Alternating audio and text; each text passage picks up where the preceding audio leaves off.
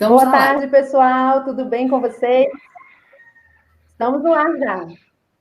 Que beleza. Bom, boa tarde para todo mundo que já está aqui falando. Boa Tem tarde. bastante gente aqui aguardando a gente já. Eu sei que está tendo transmissão também pelo Facebook. Para a gente não demorar mais para começar, hoje a gente vai ter uma live muito maravilhosa, né?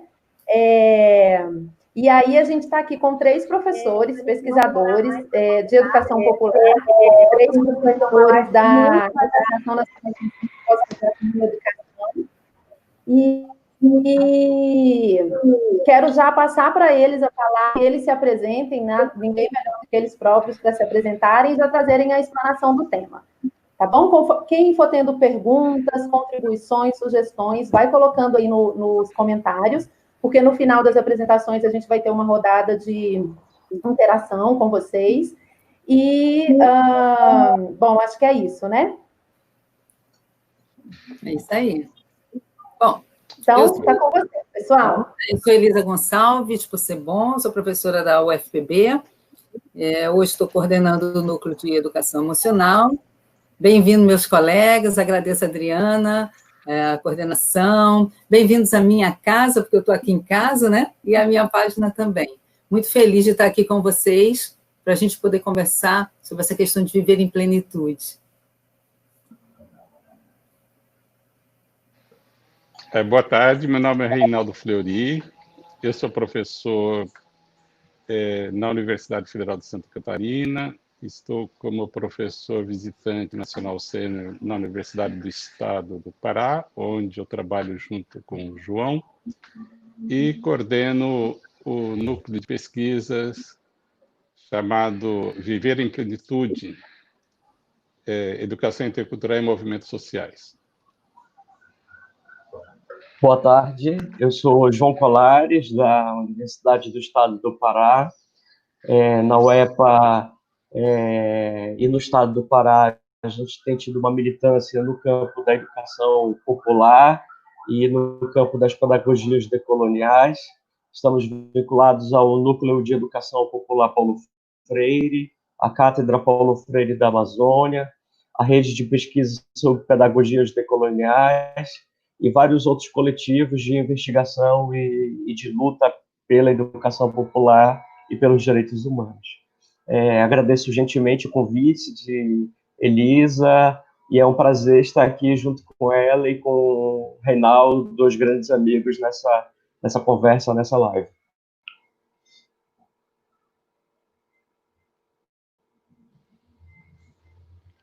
Bom, eu gostaria de começar com uma pequena apresentação do tema Viver em Plenitude.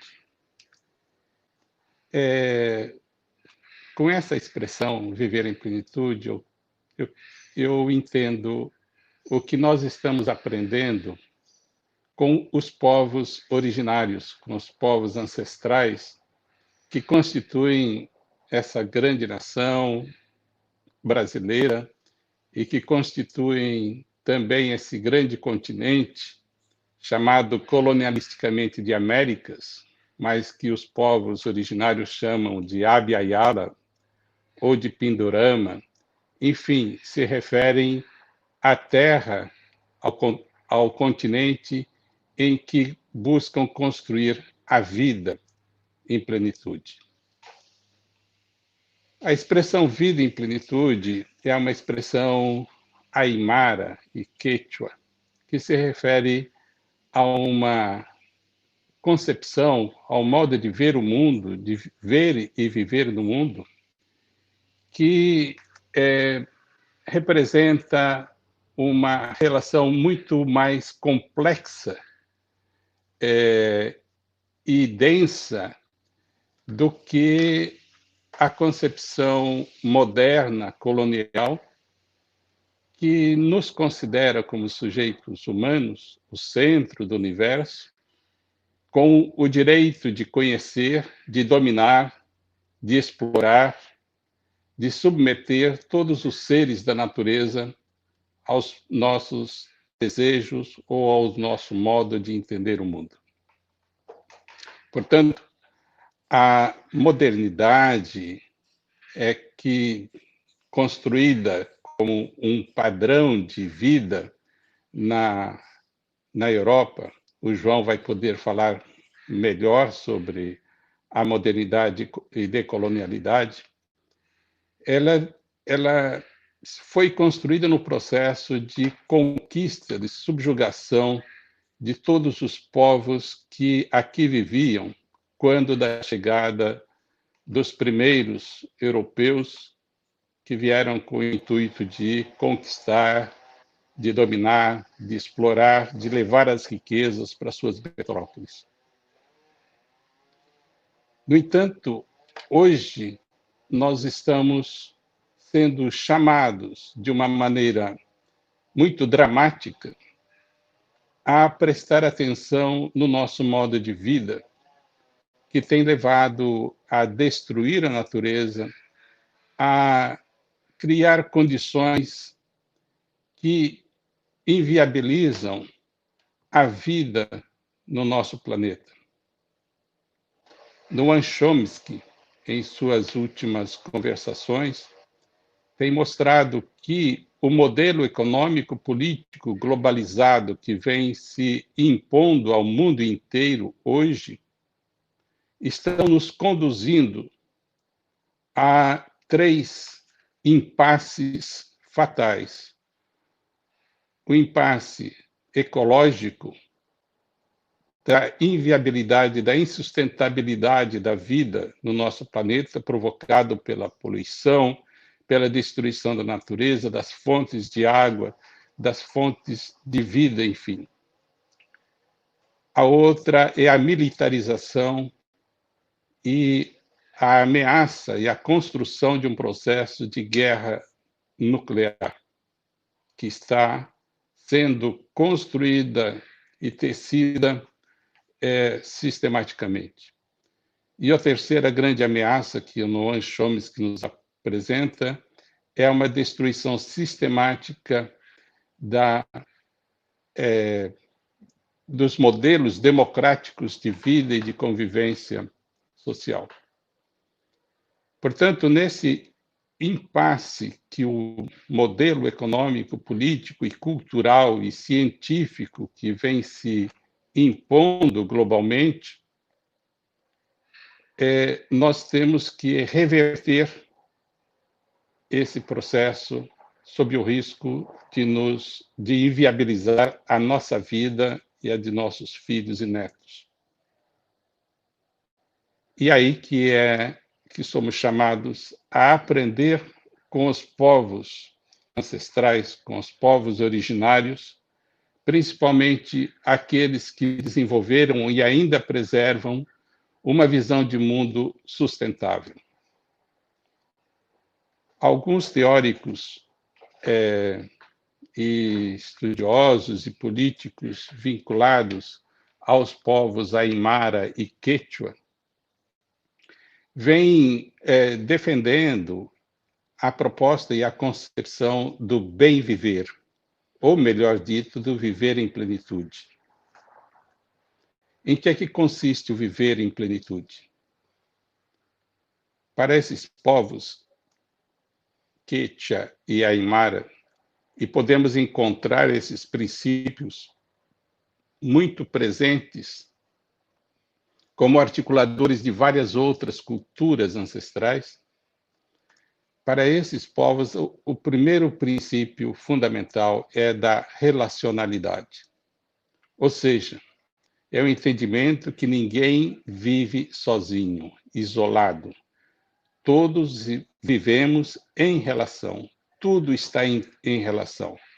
Sejam os seres humanos, os seres vivos, as plantas, os animais, todos os seres da natureza, sejam eles os minerais debaixo da terra, sejam os planetas, o cosmos, todos os seres constituem um todo em que cada elemento estabelece relações orgânicas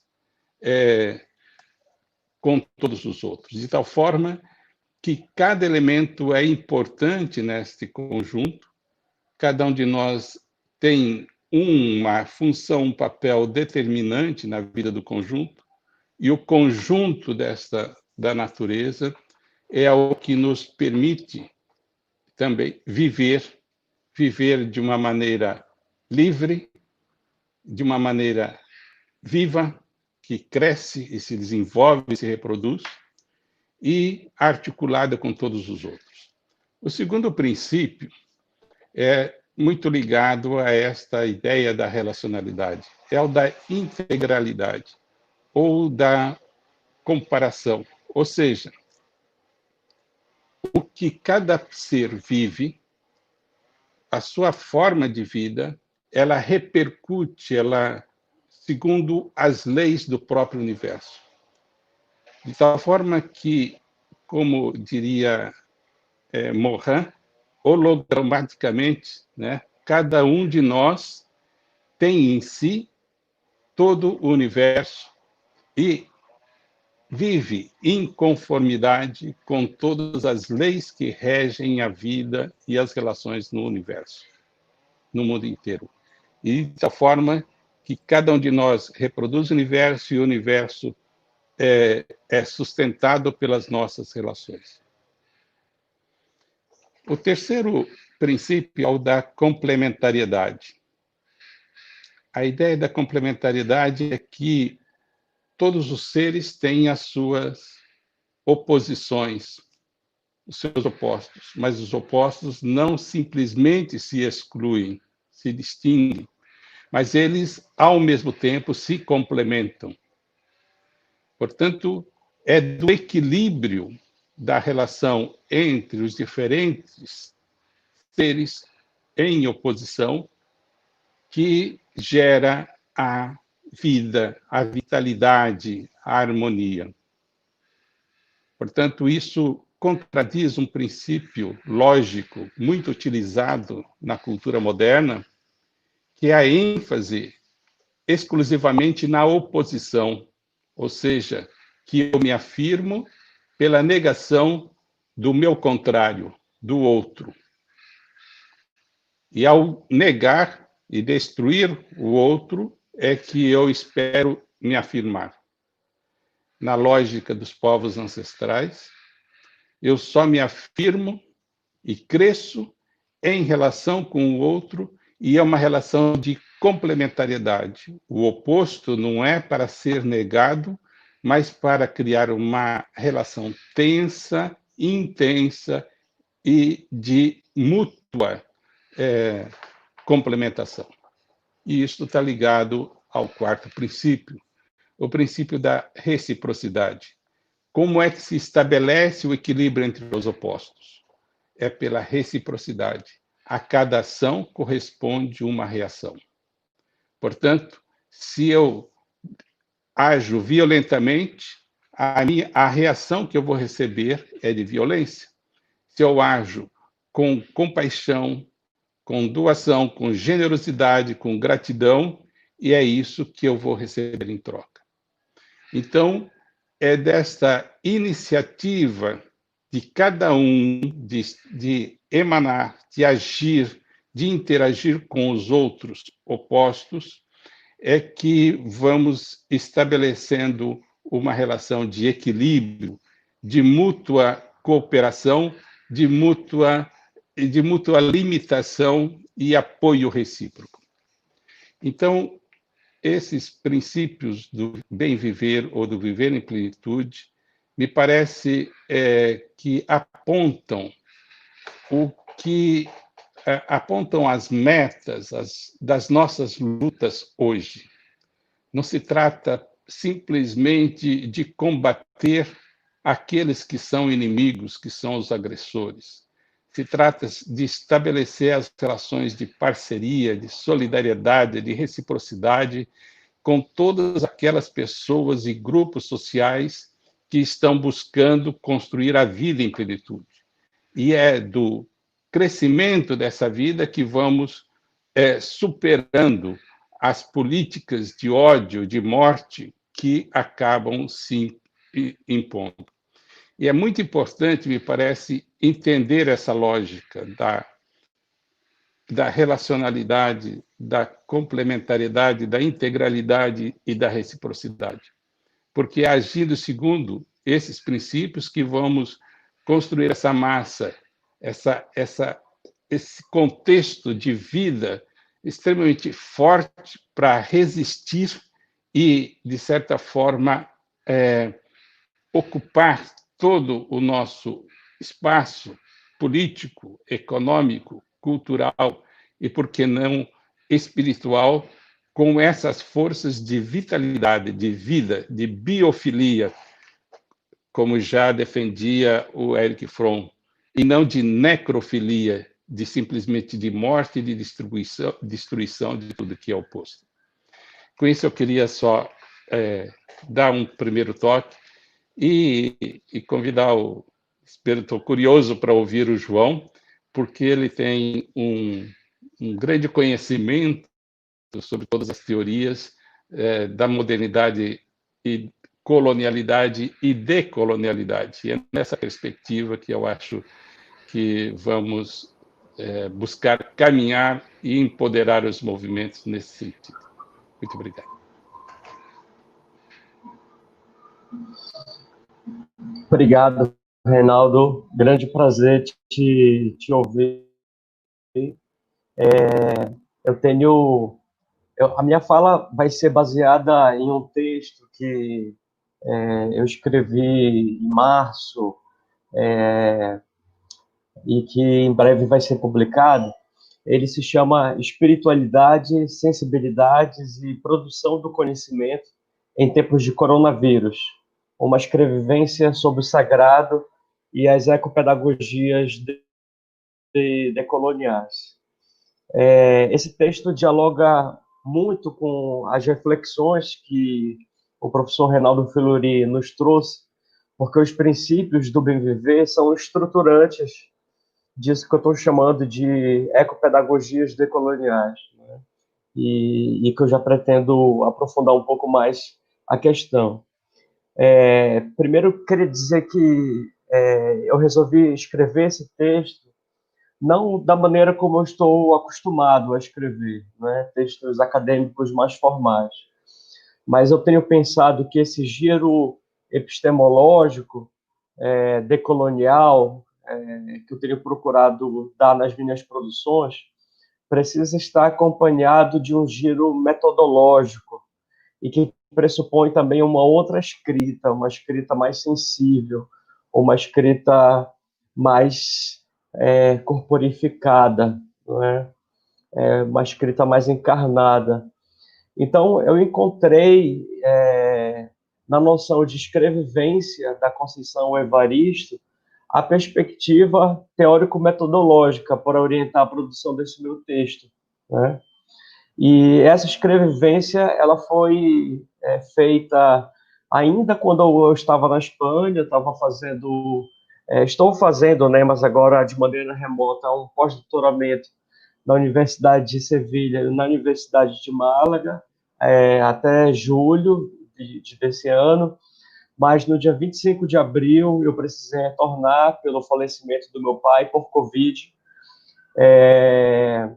e voltei em um voo de repatriação exatamente no dia em que ele faleceu, né? Recebi a notícia da morte dele durante a viagem. Foi um momento muito difícil. Eu não sei se esse texto, por exemplo, sairia dessa maneira, dadas as condições que se modificam, né? Porque a gente está acostumado a pensar na lógica cartesiana, que separa mente e corpo, mas como o Reinaldo acaba de colocar, há o princípio da complementariedade, da reciprocidade, da relacionalidade, né? Então a gente escreve a partir do nosso corpo, a gente escreve a partir das nossas emoções, das nossas curiosidades, é claro, dos conhecimentos que nós temos, não é? Mas esses conhecimentos vêm não só dos livros, tem conhecimentos ancestrais, tem sabedorias que vêm de fontes profundas, que vêm da floresta, que vêm dos fundos dos rios, não é? E é com base nessas aprendizagens que eu tenho tido com as religiões de matriz africana, com essa religiosidade afro-indígena, particularmente com as religiões de matriz africana e com a pagelança cabocla na Amazônia, que eu resolvi escrever que eu resolvi fazer essa escrevivência, mas entendendo, não para escrever sobre essas religiões, assim, como se eu fosse etnografá-las. Até já fiz isso em trabalhos anteriores, né? Mas eu queria considerar esse universo religioso afro-indígena amazônico como a própria fonte de um pensar pedagógico, como fonte de um pensar pedagógico decolonial, ou do que eu estou chamando aqui nesse texto de ecopedagogias decoloniais, né? Então, não se trata aqui de caracterizar essas religiões, mas com base nos ensinamentos que elas me trouxeram, como é que eu posso pensar a produção do conhecimento nesses tempos tão conturbados que nós estamos vivendo, articulando sensibilidade, espiritualidade, desejo, memória, ancestralidade.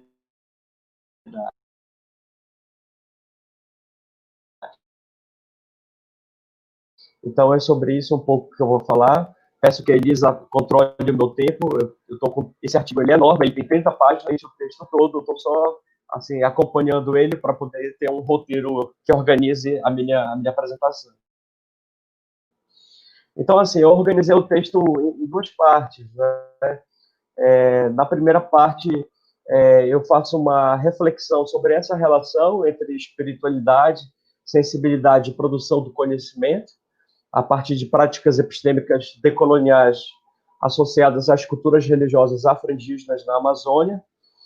E na segunda parte, com base nessas práticas epistêmicas, eu argumento em favor da construção de ecopedagogias decoloniais capazes de denunciar algo que está tão forte, tão vigente no Brasil, e que nós denunciamos ontem ao ir às ruas ou a nos manifestar das nossas casas, nas redes sociais, da forma como a gente conseguir. O que está atual? A necropolítica, ou as necropolíticas acionadas pelos estados, pelos mercados, nesses tempos de pandemia, não é? E penso que essas ecopedagogias decoloniais, que podem se fundamentar nessas culturas religiosas afro-indígenas na Amazônia, elas são poderosas ferramentas, não só para criticar essas necropolíticas, mas também para dar respostas à crise civilizatória, e não apenas à crise epidemiológica que nós estamos vivendo, né? Então, assim, eu tenho refletido que esses tempos de pandemia têm sido para muitos um tempo de aprofundar sua relação com o sagrado. Para tantos outros, trata-se de uma problemática meramente objetiva, né? Que pode ser analisada e dissecada cartesianamente, sem contaminação. A palavra, eu acho até que é duplamente apropriada. Subjetiva ou sem implicações pessoais que levem a uma dimensão mais profunda da existência humana, a espiritualidade. Eu estou entre os que têm sido atravessados pela espiritualidade nesses tempos de pandemia.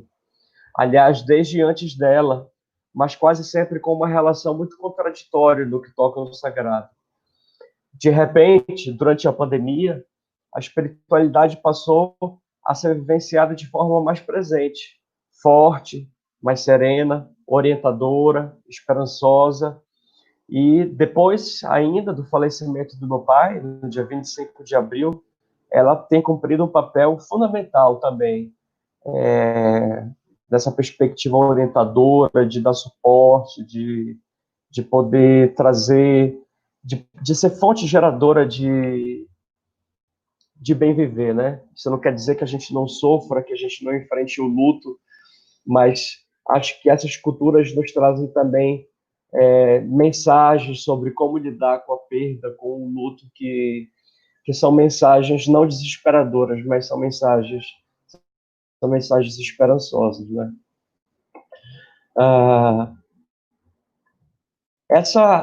Quando eu trago essas religiões de matriz africana, eu preciso refletir sobre a Terra na perspectiva que o Reinaldo colocou, né? A Terra como um ente vivo. Leonardo Boff muito escreve sobre isso, né? E ele chama de Gaia a essa Terra, né? Ele vai dizer, por exemplo, que Gaia, Terra, ela é um ente vivo, ela emerge como um ente vivo, não no sentido de um organismo ou um animal, senão de um sistema que regula os elementos físico-químicos e ecológicos, como fazem os demais organismos vivos, de tal forma que se mantém vivo e continua vivo, continua a produzir uma miríade de formas de vida. Chamaram-na de Gaia. Com base nessa concepção, Boff ele vai dizer que a pandemia do coronavírus nos revela que o modo que habitamos, como habitamos a casa comum, Gaia, é nocivo à sua natureza.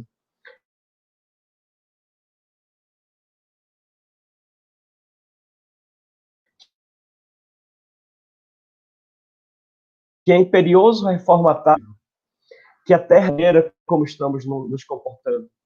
Que a vida humana pode ser dispensável, se a gente considerar a história de quase 14 bilhões de anos do universo, de 4,4 bilhões de anos da Terra e de apenas 100 mil anos de existência do Homo sapiens demens, né? A Terra, ela pode continuar, mas a nossa existência como Homo sapiens demens, não necessariamente, não é? Então, a gente precisa muito aprender com os povos originários sobre como habitar essa terra, sobre como nos relacionar com essa terra, né? E como chamar essa terra. Por exemplo, a América Latina, essa é uma expressão que nós aprendemos dos nossos colonizadores, mas a gente poderia dizer a Bia Yala, por exemplo, palavra do povo Cuna, né? Um povo indígena Cuna que habita o Panamá e a Colômbia, e que tem um significado bastante bonito, significa terra madura, ou terra de plena maturidade, ou ainda terra de sangue vital. Essa já é uma concepção de terra conectada com as sabedorias ancestrais dos povos originários, né?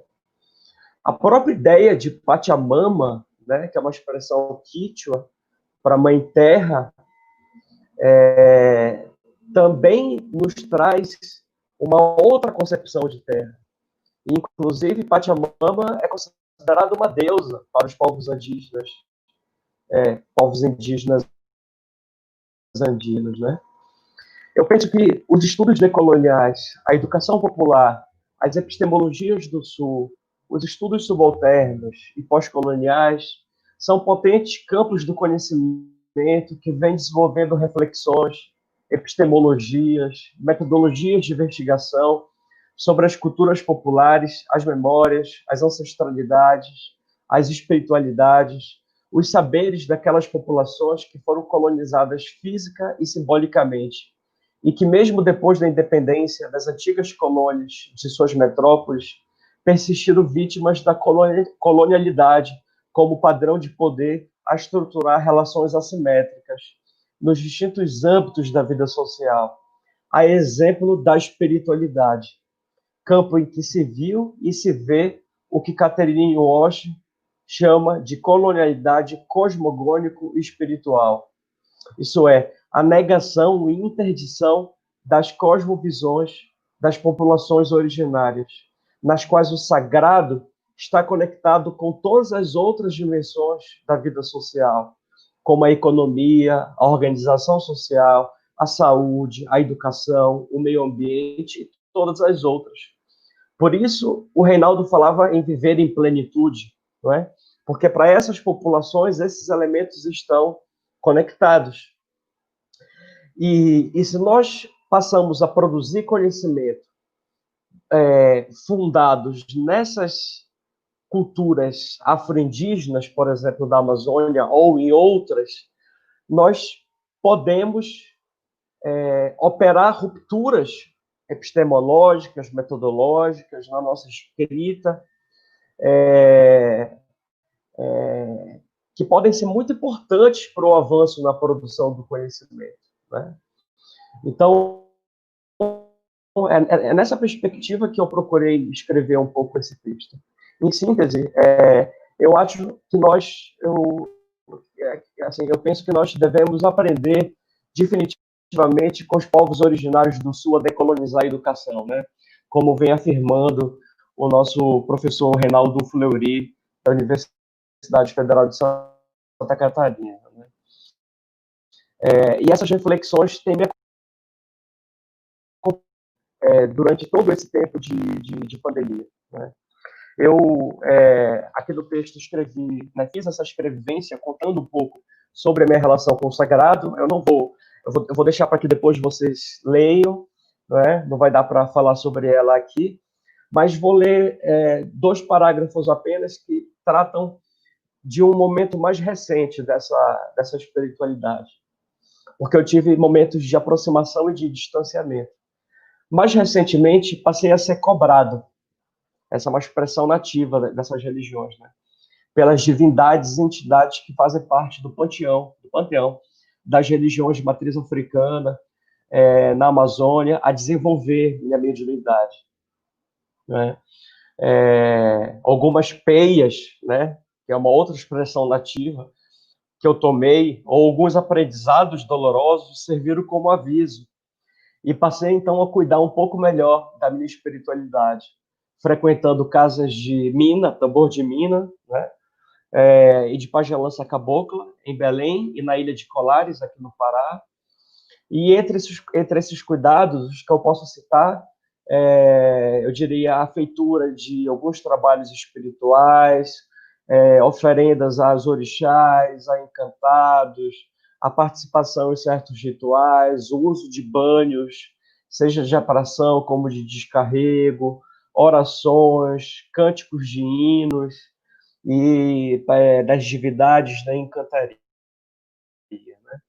Vocês sabem que o segredo é um valor fundamental das culturas de terreiro, e sobre isso o Reginaldo Prandi já escreveu, né? Então eu não pretendo contar certos segredos ligados a essa relação com o sagrado, mas eu quero compreender essas culturas do meu trabalho acadêmico como práticas epistêmicas decoloniais.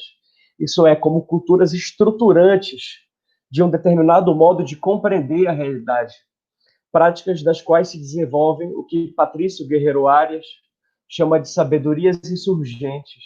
Isso é, sabedorias outras, lógicas e saberes outros, construídos pelos povos originários em permanente diálogo com a natureza e o cosmos, não somente a partir da razão, do conhecimento e da epistemologia, mas também a partir do coração, da afetividade e da ternura.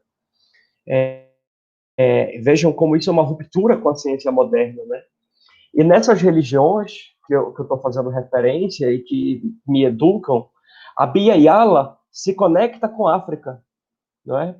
E pela diáspora histórica que houve, e constitui um circuito intercultural em que processos de tradução, adaptação, mestiçagem, sincretismo, ou, como eu prefiro chamar, combinação criativa de cosmovisões desses 2 gigantes territórios colonizados e recolonizados se encontraram e se encontram. Eu pergunto aqui no texto se houve ou há choques. Suspeito que sim. Historiadores e antropólogos dirão melhor, não é meu objeto aqui nesse texto. Porque o que eu quero enfatizar é o encontro potente entre tais cosmovisões, que forneceram aos povos da Amazônia, para falar só dessa região de Abya Yala, um manancial milenar de saberes, tradições, memórias e ancestralidades que encontram nas religiões de matriz africana ou religiões afro-indígenas da Amazônia, que são plurais, também não quero reduzi-las, há uma diversidade imensa, mas que encontram nessas religiões um espaço criativo para o cultivo e a reinvenção da tradição. E isso pode impactar a maneira como nós escrevemos, né?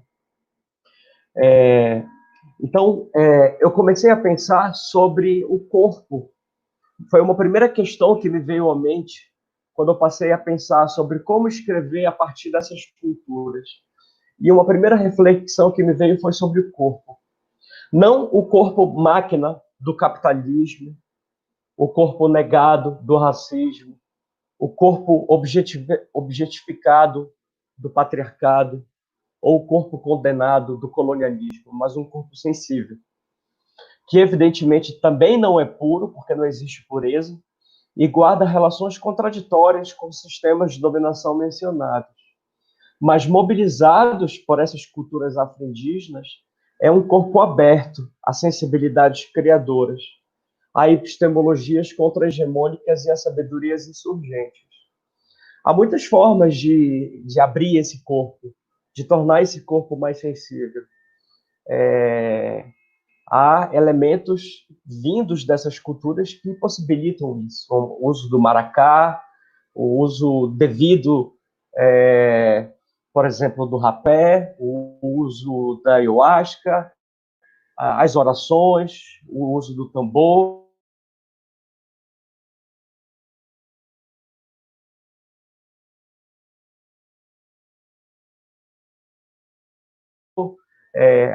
Muitas maneiras, né? Para sensibilidades criadoras, que eu acho que também pode ser fonte de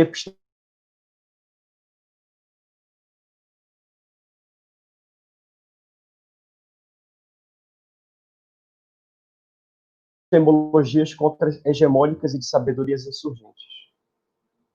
Sagrado, de maneira festiva, musicalizada, alegre, pois essa é a energia vital, é o axé das divindades que habitam em nós.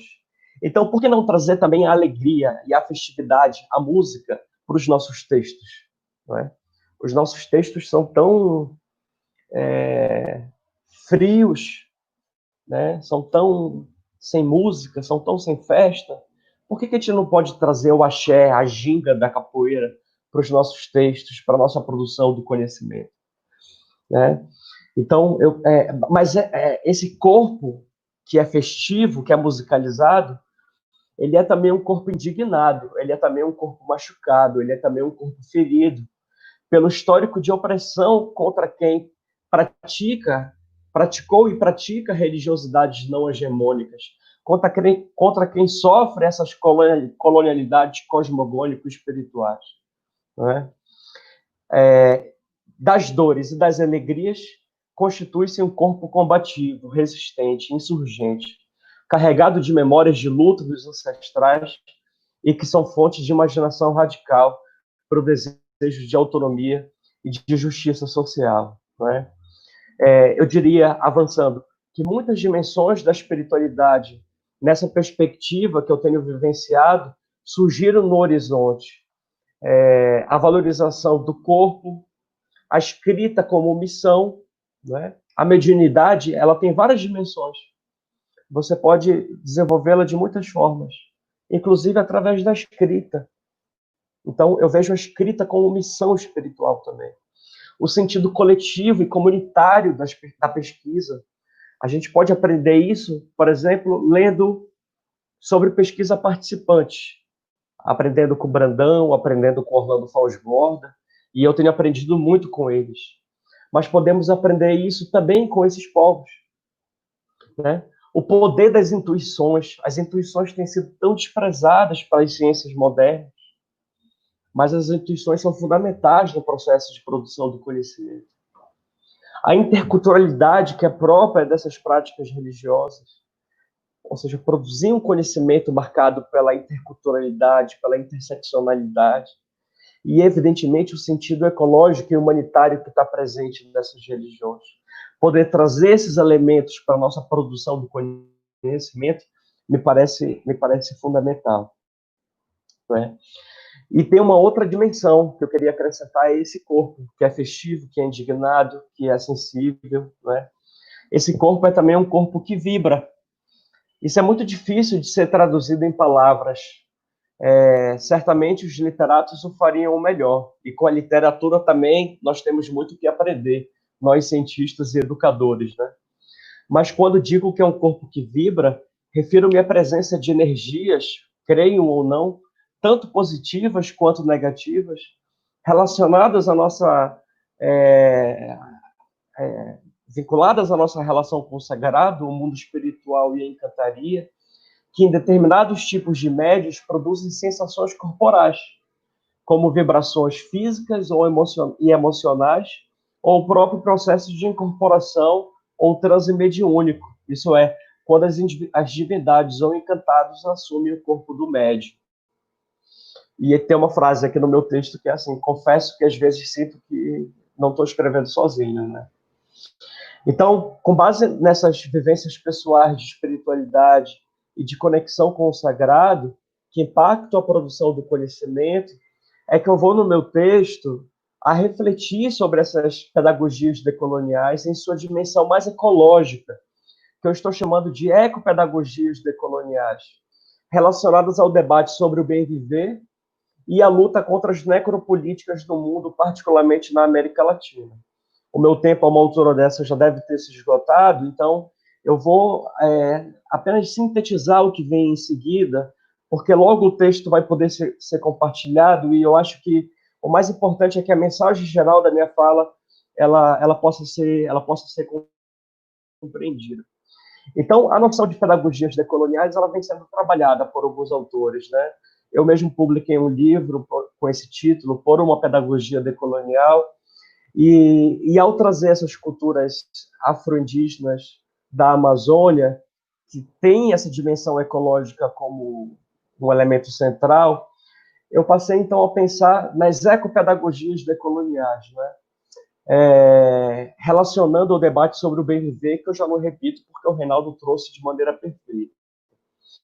Então, vou fazer uma discussão sobre, primeiro, ecopedagogia, trazendo a tradição da educação popular, o debate feito por Francisco Gutierrez, por Cruz Prado, por Moacir Gadotti, não é? Trago do Gadotti a ideia de que, baseado na pedagogia do oprimido, a Terra hoje é um ser oprimido e que nós precisamos construir uma pedagogia da Terra como um capítulo da pedagogia do oprimido, né? E parte do pressuposto também de que a ecopedagogia não se formula somente através desses autores que a gente tem lido, que são tão importantes, mas que essas ecopedagogias elas estão presentes nas sabedorias insurgentes das populações ancestrais, nos movimentos sociais, nas lutas populares, nas cosmovisões, nas filosofias africanas e nessas culturas afro-indígenas da Amazônia, né? Ao tomarmos, enfim, assim, eu vou chamar de, pulando um pouco a discussão, mas tentando trazer o conceito, eu vou chamar de ecopedagogias decoloniais para essas sabedorias insurgentes e os modos de sociabilidade outros, críticos ao sistema mundo moderno colonial, presentes nas cosmovisões das populações originárias, nas lutas sociais, nas culturas populares de movimentos sociais de resistência e nos movimentos de educação popular de Abya Yala, África e outros continentes afetados pelos fenômenos históricos do colonialismo e da colonialidade. Essas ecopedagogias são decoloniais no sentido de que enfrentam os padrões de poder, colonialismo, capitalismo, racismo, sexismo, patriarcado, entre outros, que historicamente têm contribuído para a subjugação das populações colonizadas do sul global. Ao enfrentar esses padrões de poder, as ecopedagogias decoloniais fazem um processo de formação ecoético-política que educam as pessoas para e pela sustentabilidade, pela educação como cuidado e pela prática do bem viver, na linha do que o professor Reinaldo Fleury já nos trouxe, que eu trago aqui no texto também, eu não vou repetir, já vou finalizar. Eu finalizo o meu texto com base nessa noção de ecopedagogias, pensando que essas ecopedagogias elas nos apontam para um horizonte civilizatório outro, ao mesmo tempo em que elas movem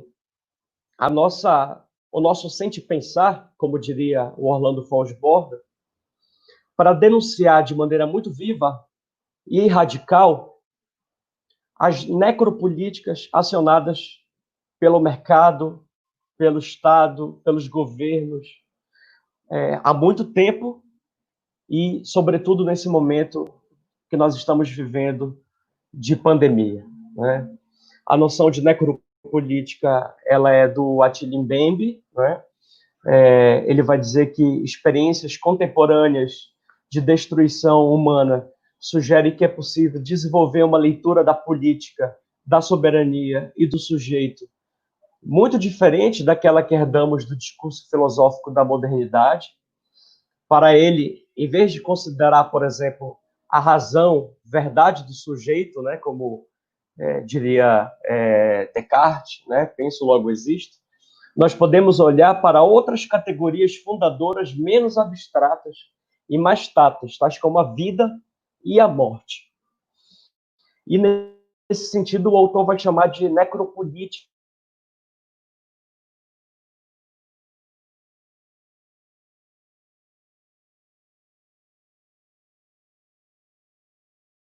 para as formas contemporâneas que subjugam a vida. Põe em função. Eu penso que nós estamos vivendo exatamente isso no contexto atual, né?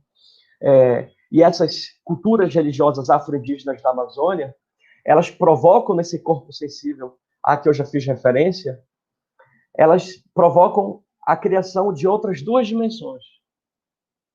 A de um corpo indignado e a de um corpo esperançoso. Não é? Em relação a esse corpo indignado, eu diria que a pandemia do coronavírus nos provoca a reflexão sobre que tipo de sociedade nós estamos vivendo. E essa reflexão em Meu Corpo Indignado volta a ser a denúncia dessas necropolíticas, né? Sobretudo contra o conjunto da classe trabalhadora, sendo mais vulneráveis segmentos sociais historicamente subalternizados pelos padrões de poder da modernidade e colonialidade. No Brasil, essa necropolítica ela é bastante evidente. Bolsonaro evidencia toda a sua política de morte ao não implementar medidas de combate à Covid-19. E ontem o Brasil reagiu, foi às ruas para lutar contra essas necropolíticas, em um vitorioso ato antirracista e antifascista que eu queria aproveitar essa live para denunciar, tenho denunciado nas redes sociais. Aqui em Belém, tivemos uma tentativa de ato, mas fomos brutalmente reprimidos, com mulheres, perdoem a palavra, mas com mulheres, sobretudo negras, sendo chamadas de putas na rua pela polícia, com 97 pessoas detidas a caminho da manifestação, sem que nós pudéssemos fazer uma manifestação com todas as medidas de profilaxia, de biossegurança, mantendo o distanciamento social, com máscaras, com álcool em gel, e enquanto isso, os shoppings de Belém estão lotados. Por esses dias, 15 mil pessoas estavam aglomerando os shoppings de Belém, fazendo fila para entrar, mostrando que, de fato, é o CNPJ que importa e não a luta dos povos que importa, né? Então, esse corpo indignado é esse corpo que se volta para denunciar e que precisa ir para os atos, porque as pessoas diziam, não vai porque vai ter polícia, vai ter repressão. E eu dizia, não tenho como não ir, eu estou muito indignado.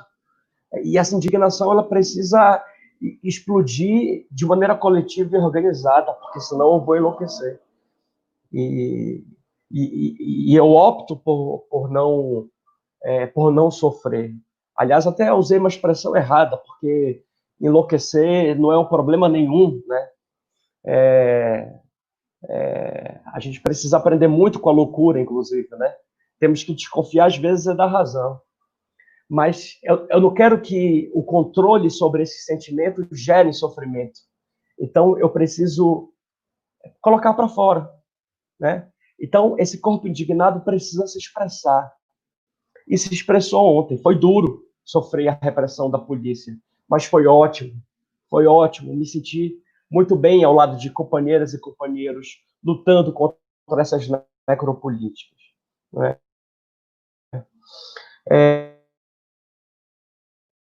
E, por fim, E essa dialética, denúncia, anúncio, está presente no pensamento de Paulo Freire, que me formou também, né? Assim, a sua obra me formou. Né? É preciso a gente pensar que se nós somos marcados por condicionamentos histórico-estruturais, nós não estamos, no entanto, determinados por eles, pois nós temos a história em nossas mãos, como Freire gostava de dizer.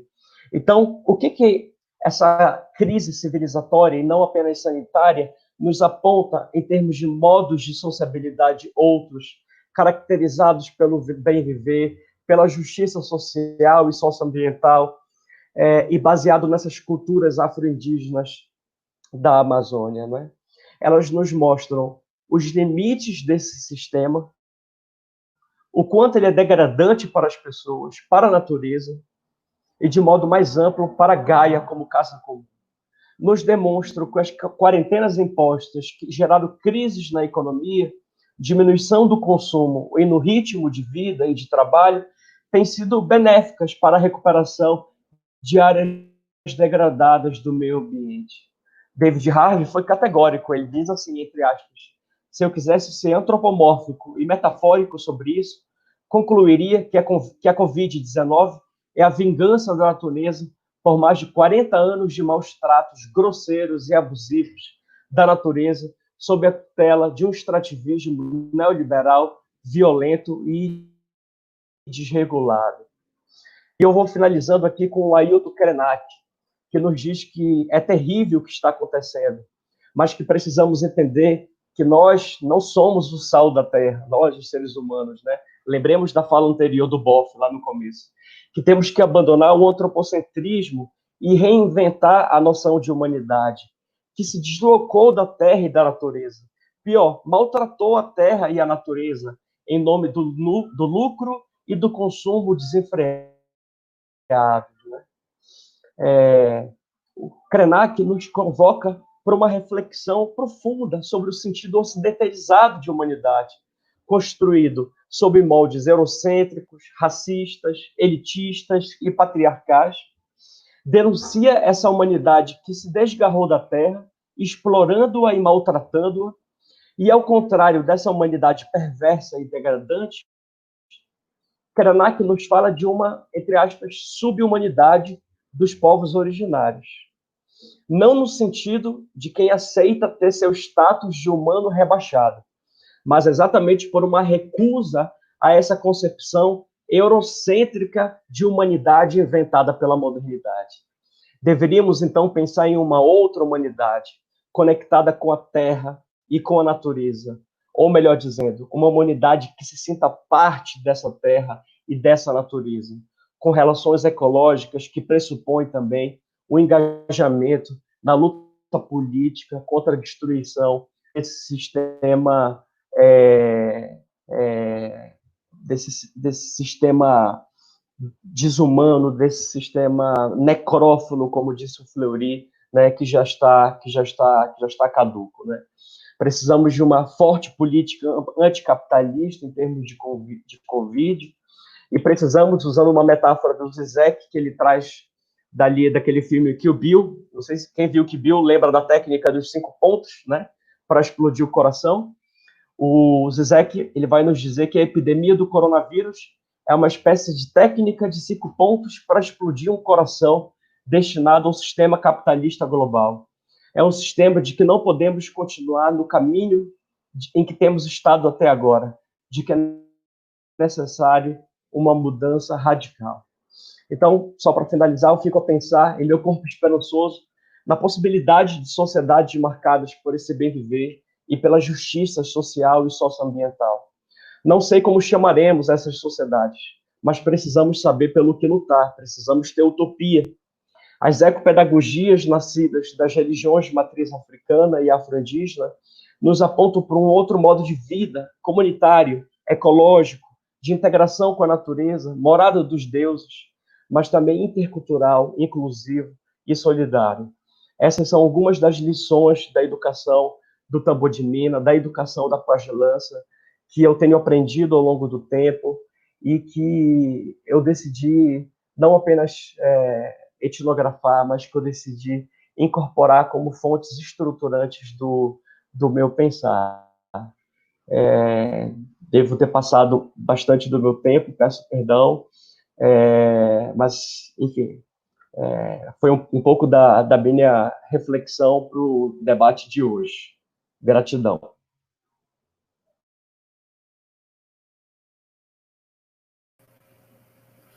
João, agradeço muito a sua fala.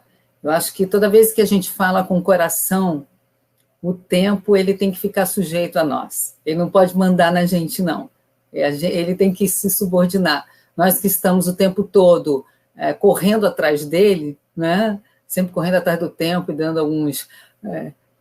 temos que nos encaixar quando a nossa expressão vem desse lugar aqui, então a gente escuta e é bem-vindo para que as coisas saiam redondas como tem que sair, não é? Porque nós já somos muito cortados, nós já somos muito fragmentados a todo instante, né? Muito violentados.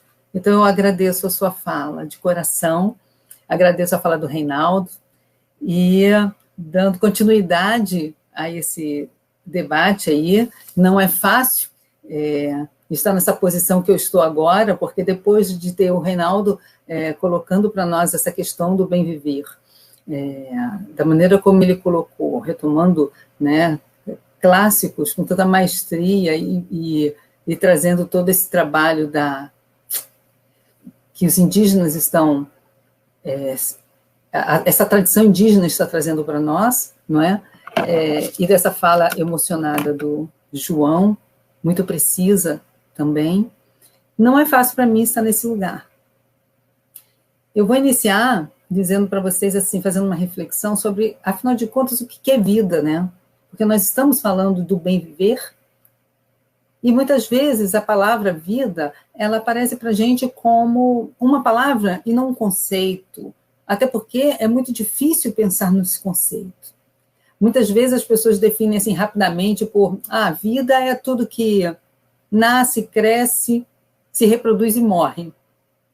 E eu digo para vocês, esse tipo de definição não resiste nem, por exemplo, a uma comparação com o programa de computador, né, gente? Porque o programa de computador é assim, né? Nasce, cresce, se reproduz e morre. Então, assim, é mais complexo do que isso falar em vida. E como é tão complexo e a gente não tem, assim, uma definição mais...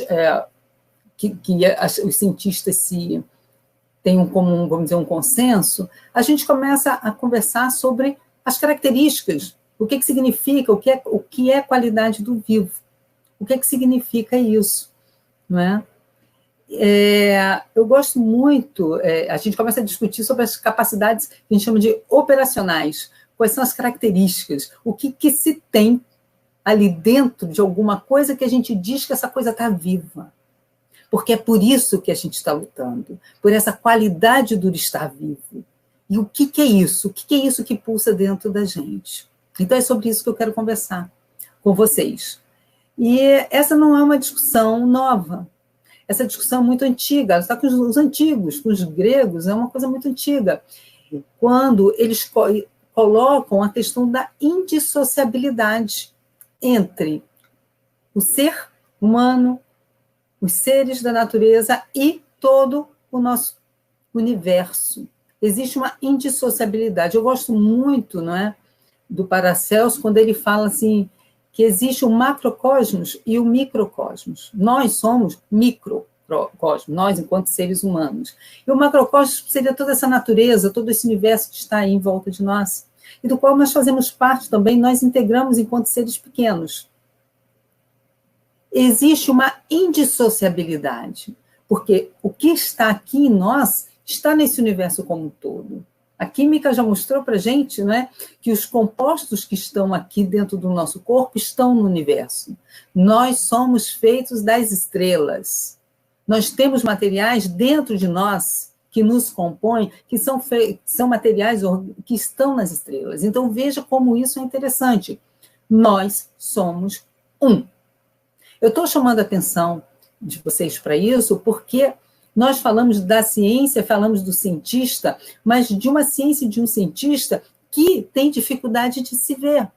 enquanto ser integrante desse universo. Então, nós conseguimos falar de coisas, mas nós não conseguimos falar de gente que pulsa, que está viva e da nossa qualidade. Ao contrário, quando nós vamos fazer ciência, nós precisamos recortar para poder entender um objeto. Um objeto de tão recortado que morre. Então, nós precisamos aprender metodologicamente, como o João falou, metodologicamente, aprender a chegar perto da vida que pulsa, porque nós não podemos mais estudar coisas mortas, nós precisamos estudar coisas vivas para pulsar mais e mais vida. Né? Então, a primeira coisa que eu quero colocar para vocês é a necessidade absoluta do reconhecimento de que nós fazemos parte de um universo maior. Essa é a primeira coisa. E nós somos apenas uma unidade, no caso, uma espécie, dentro disso tudo. Nós somos muito pouco perto disso tudo.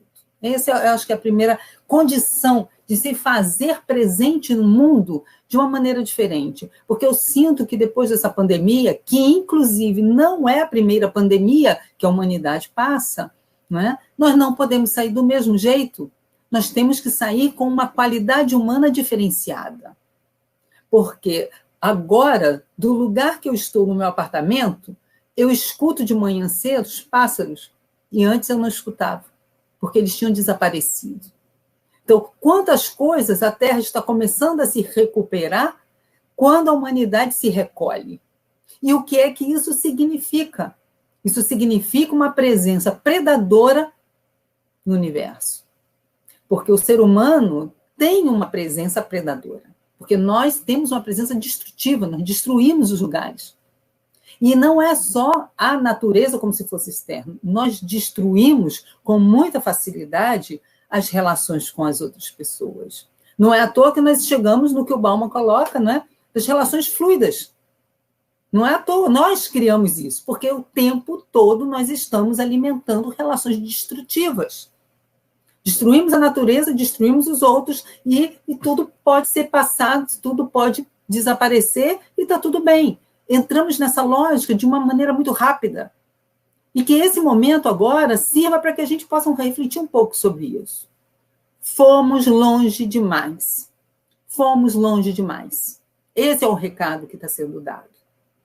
Então, veja, essa indissociabilidade também que existe entre corpo e mente, né? Que existe em nós, porque nós não somos... Eu vou fazer o meu trabalho que não tem nada a ver com o que eu penso, não tem nada a ver comigo, com a minha vida. Isso, a todo tempo, todas essas afirmações já estão sendo colocadas sob terra. Nós não podemos mais ficar estudando coisas que não promovem a vida. Não podemos estar mais em lugares que não sejam afirmativos da vida. A grande questão, a grande qualidade do ser vivo tem a ver com uma característica muito importante que se chama autoconservação. Todo ser vivo tem em si a capacidade de se autoconservar, que é a capacidade de se proteger, a capacidade de lutar pela própria vida. Veja que quando nós estamos doentes, o nosso próprio corpo começa a se organizar com seus anticorpos para poder barrar essa doença. Ele tenta se organizar para viver, porque todo ser vivo luta para viver mais, para viver melhor. É uma coisa natural. Chegou uma doença, o corpo vai começar a se organizar até ele não aguentar mais, mas ele está ali brigando para viver. Quando a gente está falando dessa lógica afirmativa de autoconservação da própria vida, eu quero trazer essa noção para a questão do social. Nós temos uma presença predadora. Nós não conservamos o nosso ambiente, nós não conservamos a nossa relação, nós sequer conservamos a nós mesmos, porque nós construímos um conjunto de relações tóxicas no dia a dia e que nos destroem enquanto ser. Nós entramos em relação com as outras pessoas, relações essas que são relações de dominação, muitas vezes, que matam a gente. E eu vou dar um exemplo disso nessa questão que o João está colocando, né, que ele trouxe, sobre a questão do decolonial. eu gosto muito do trabalho do Membe, muito. E me chama muita atenção quando ele diz assim, a África, antes de ser colonizada e antes de tudo isso, lá, os negros eram só eles mesmos, eles não eram negros. Não existia negro, não existia branco, não existia amarelo, existiam as pessoas. Foi preciso chegar o branco para dizer, você é negro. Foi preciso chegar o branco para dizer, você é o índio. Ou seja, o ato de nomear é um ato de poder. E aí nós começamos, aí o que eu quero colocar para vocês é, como é que a gente se afirma? A gente vai se afirmar pelo que o outro está dizendo, o outro que me domina está dizendo, você é isso, você é aquilo, e você assume aquela característica pelo olhar e pelo nome do dominador. Então, estou querendo chamar muita atenção, porque isso é uma armadilha que a todo instante a gente cai. É uma coisa impressionante. Porque nós, ao invés da gente ir pela lógica afirmativa, nossa, eu sou Elisa, eu sou desse jeito, eu sou assim.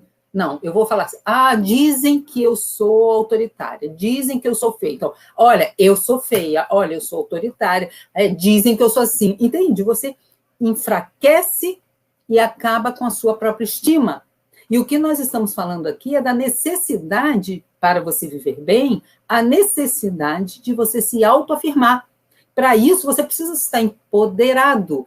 Para isso, a sua estima precisa estar regulada. Porque você é que sabe quem você é. Não é o seu dominador que vai dizer quem você é. Por isso que, por exemplo, me incomoda profundamente quando chegam e dizem, por exemplo, a universidade está fazendo balbúrdia. Está fazendo balbúrdia. Aí todo mundo, olha aqui o que eu estou fazendo, olha a balbúrdia que eu estou fazendo. Não, eu não estou fazendo isso. Eu faço ensino, eu faço pesquisa, eu faço extensão, eu publico texto, eu faço isso. Eu sou assim. O meu trabalho é desse jeito. Eu não vou pegar a fala do outro que me desqualifica e não vou adotá-la. Essa ideia é aderente e é a ideia do outro que quer me dominar. Entende? Então, a gente precisa ter muito cuidado, porque quando a gente assume uma identidade, a gente até pensa, inicialmente, que é uma questão de protesto. Mas não é. O protesto é o afirmativo de quem eu sou e do lugar que eu estou. Eu me digo dessa maneira. O meu protesto é ser quem eu sou, no meu lugar. Como professora que ensina, que faz isso, que faz aquilo. Então, é muito importante que a gente assuma em plenitude a vida que nós temos, que nós estamos batalhando por ela. Para não entrar numa relação de dominação achando que a gente está fazendo uma revolução. E nós, às vezes, não estamos. Porque, às vezes, a gente só está alimentando a lógica do opressor. Todo ser vivo tem em si a necessidade de autoconservação. Todo ser vivo tem. E é interessante que descobriram, recentemente, que existem nos nossos corpos algumas células que elas formam um grupo dirigente e que elas é que dão o comando para que o corpo trabalhe pro vida. Isso é uma coisa fantástica. São grupos de liderança. Imagine uma parcela pequena de líderes, neurônios, líderes, que conseguem mandar um comando para os outros, para que os outros organizem o corpo da gente em função da vida. Quando eu li essa informação a primeira vez, eu fiquei falando, nossa, são neurônios, eu chamei de biocêntricos, né? A favor da vida, lembrando muito das reflexões do Rolando Toro sobre isso. E fiquei pensando como as lideranças são importantes, né? Até no nosso próprio corpo. E hoje eu sinto, sinceramente, que nós estamos um pouco órfãos. Eu sinto que nós precisamos nos reinventar. Sinto que nós precisamos respirar mais em humanidade para poder avançar. Sinto que é chegada a hora assim, de nascer de um outro lugar. E esse lugar eu sinto que a gente nasce em diálogo com as tradições. Eu estou cada vez mais convencida de que essa sabedoria insurgente vai nascer desse lugar que nós tanto negamos durante tanto tempo. Eu acho que a gente precisa voltar para esse lugar que o Reinaldo coloca, que o João coloca, para que a gente entenda a partir daí como é que nós podemos viver bem, enquanto uma sociedade que conseguiu ser um tanto civilizada, mas que para poder crescer mais vai precisar abrir mão de muita coisa. Não é? Eu me lembro de um texto que eu li de Marx, quando ele diz assim, para a gente não se enganar, que a natureza ela se vinga sobre a humanidade quando a gente destrói e prejudica. Eu não gosto da palavra vingança, mas essas perturbações geopolíticas, geoquímicas, né, e de destruição, elas realmente destroem, perturbam o equilíbrio e o metabolismo, né, da natureza. Mas eu não vejo isso como uma vingança, eu vejo isso como uma resposta. Uma resposta. E aí eu vou para a questão da hipótese Gaia. Eu sinto que nós estamos dentro de uma grande mãe. Da mesma maneira que uma mãe tem um bebê dentro do seu corpo, e ele está ali dentro, nós estamos dentro de uma casa. Nós estamos dentro de uma grande barriga. Nós estamos dentro de um mundo que pulsa. E nós só somos um. E existe dentro desse mundo um conjunto de espécies que estão pulsando também. E aí, quando o João fala menos antropocêntrico, eu acho isso fundamental. E acho que esse é um caminho absolutamente necessário. Porque se nós ficarmos refletindo sobre essa questão dessa pandemia, como o que está acontecendo hoje, a partir de uma visão antropocêntrica, nós não vamos sair do lugar. Não vamos sair. Porque o que está acontecendo é uma resposta da Terra sobre tudo o que está acontecendo nela. Tudo que está acontecendo. Inclusive sobre as nossas ações, e muito. Nós ajudamos a desequilibrar. Então, ou nós aparecemos novamente nesse mundo com uma presença de mais qualidade e menos destrutiva, né? Ou nós não vamos conseguir caminhar mais. Porque não existe outro lugar para ir. E isso precisa ficar muito claro. Nós não temos para onde ir, entendeu? Não temos. Essa é a nossa casa. Outro dia uma colega minha falou, poxa, que legal, tem um pessoal aí que foi não sei para onde, um foi para a Lua, outro foi para Marte. Sim, mas não vai conseguir morar lá não, entendeu? Vai ter uma hora que vai ter que voltar. Nós só temos essa casa. Esse é o nosso lugar para morar. E se a nossa presença for uma presença destrutiva, nós vamos acabar, não é?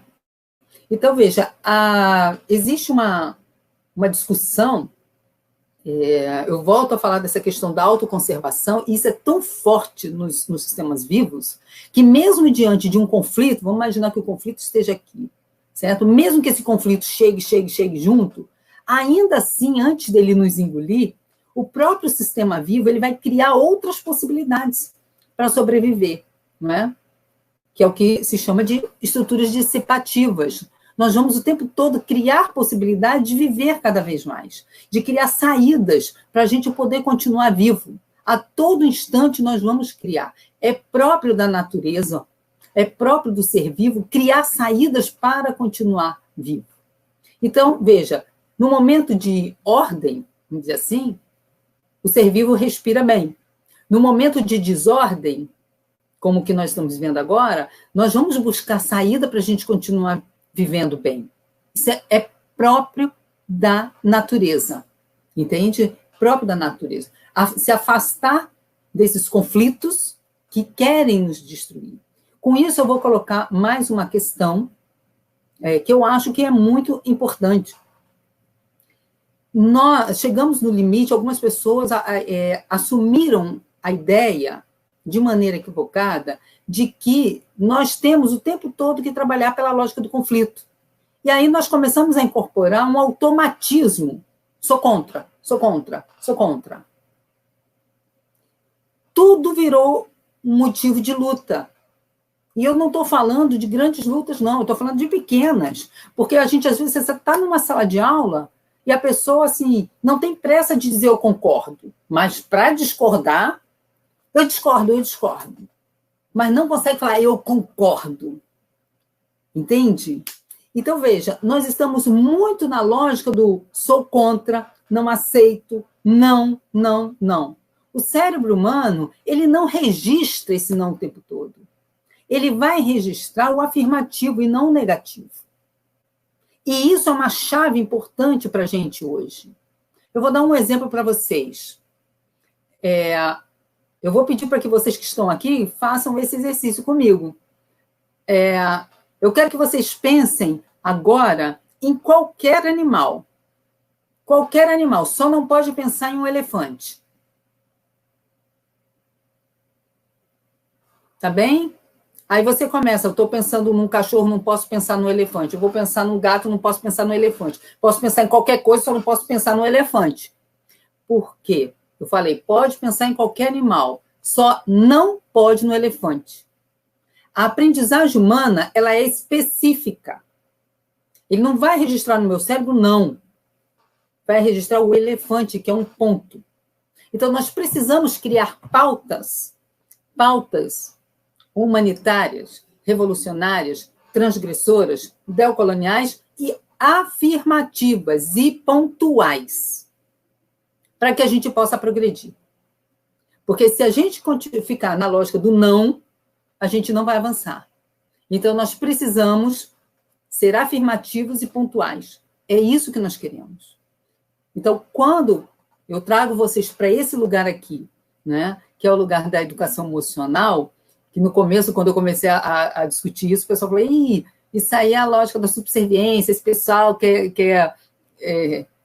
que as pessoas sejam dominadas. Eu falei, não, aqui é justamente o contrário, a gente quer que as pessoas se libertem, a gente quer que as pessoas se empoderem, porque como qualquer campo, existem várias tendências, não é? Então, é muito importante que a gente crie pautas internas para poder dialogar com o outro. E quando eu falo pautas internas, eu estou dizendo como foi colocado aqui, né, aqui no chat, né, de qual é o meu lugar. E aí o Valdeci coloca, eu me desconstruo do negro que disseram que eu sou, e eu me construo. Eu me afirmo desta maneira. Esta é a minha identidade. Eu acho que é isso. Quem eu sou? Qual é a minha pauta? Quem diz sou eu, não é o outro. Então, assim, pautas menores, narrativas menores, para que a gente possa se fortalecer e ganhar em humanidade. E aí, quando eu estou falando disso, eu estou falando da necessidade da gente construir relações mais amorosas. Como diz o Maturana, né, que o amor, ele não é... Eu não estou falando um amor romântico, eu estou falando do amor que fala de um lugar ético-político, de um lugar de cuidado com o outro, de um lugar que valoriza o outro. Porque nós somos iguais. E nós temos que cuidar da nossa casa.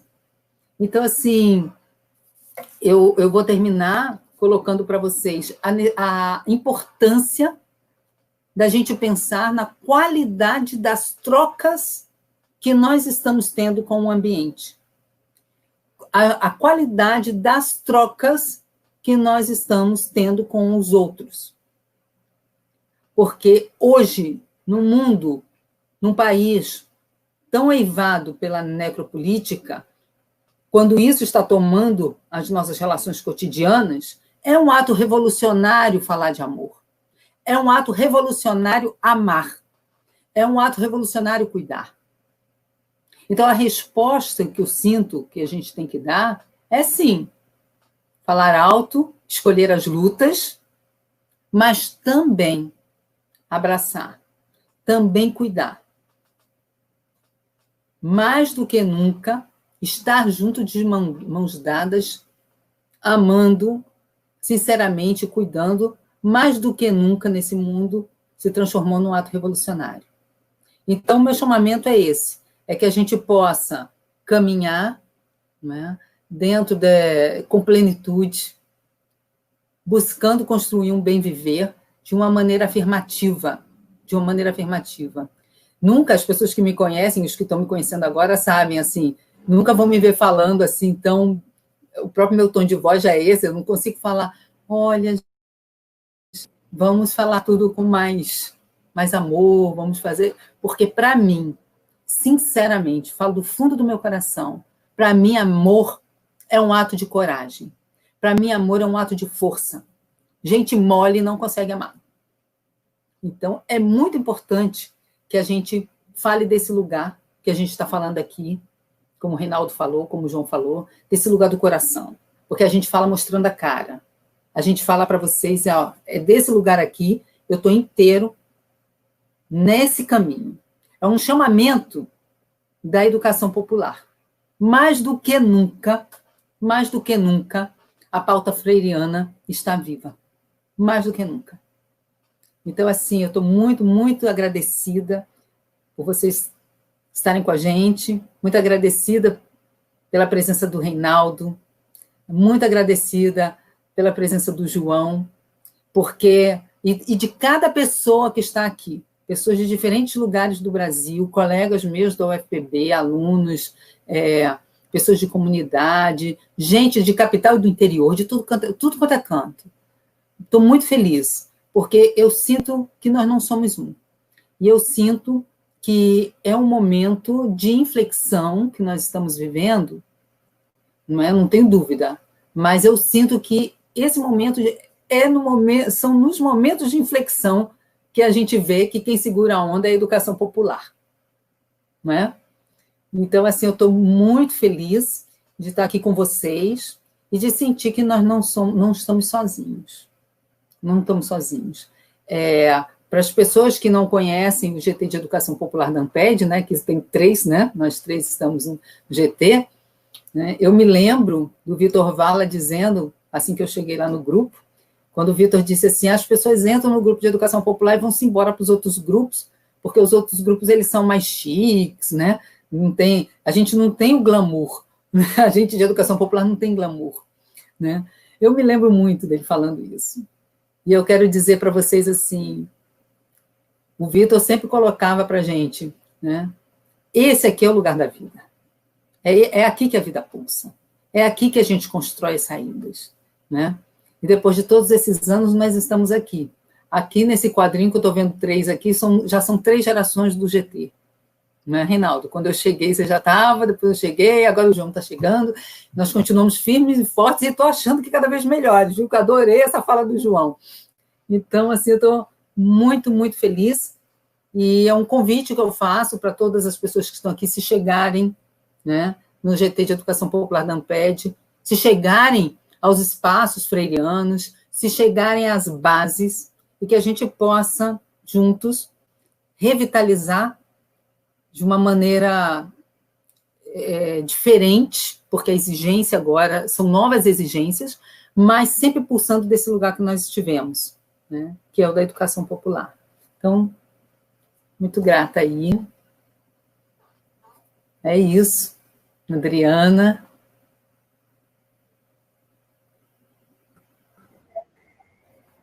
Bom, que maravilha, né, gente? A gente fica assim extasiado com tanta fala boa.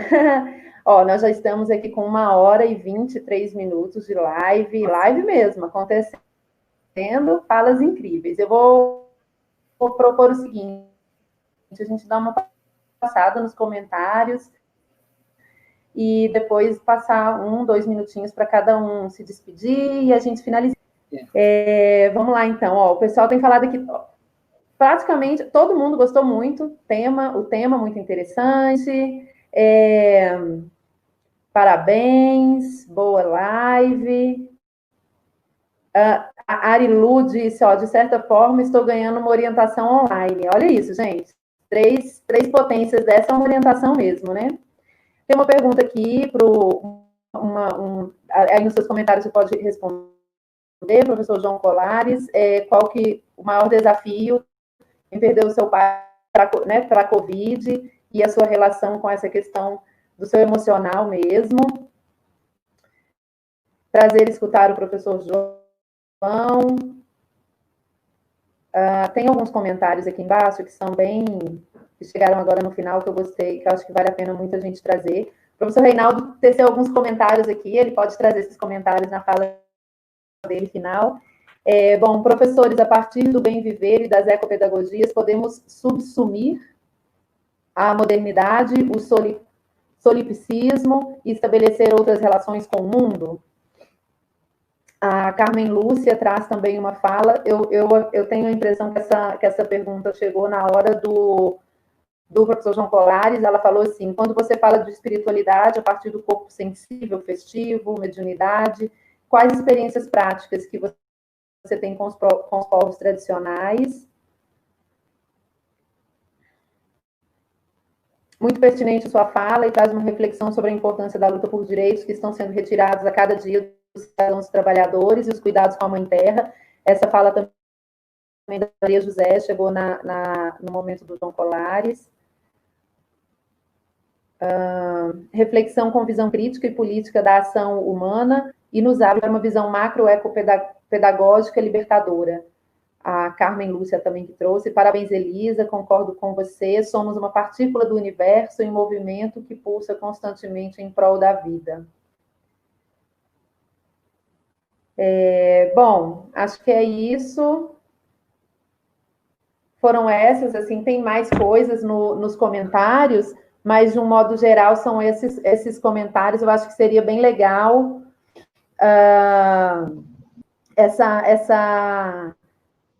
nos comentários finais de vocês trazerem um pouco disso, né? Um pouco dessas respostas aí para esses comentários. Então, está aberto, quem quiser comentar, e aí a gente finaliza depois.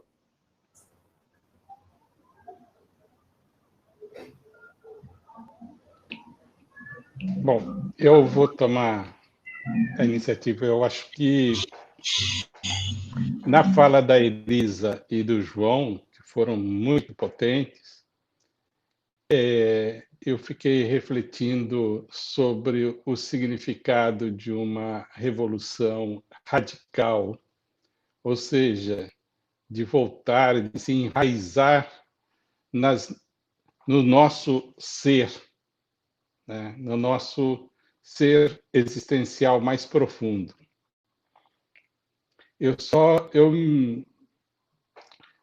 Já há uns 6 meses eu venho assumindo uma prática pessoal de meditação, que às vezes vai de 2 a 6 horas por dia.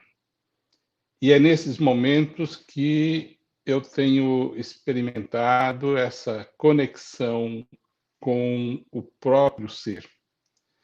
E aí me lembrei, por exemplo, de vários ícones, né, de vários líderes da cultura europeia que a gente herdou, mas que são os ancestrais dessa cultura, né?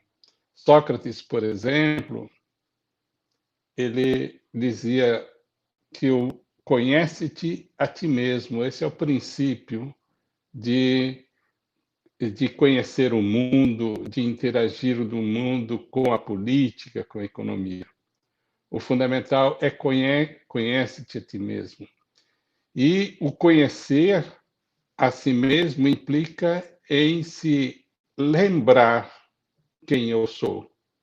E eu sou, na realidade, vou descobrindo todas as ligações com os meus ancestrais, que são não só os familiares, as pessoas, que de sua interação, do seu amor, do seu cuidado, permitiram ir gerando vidas da qual eu venho, mas também de todas as raízes ancestrais que, como a Elisa disse, a gente faz nosso próprio corpo, nossa própria estrutura física, ela tem todos os elementos da natureza, do universo.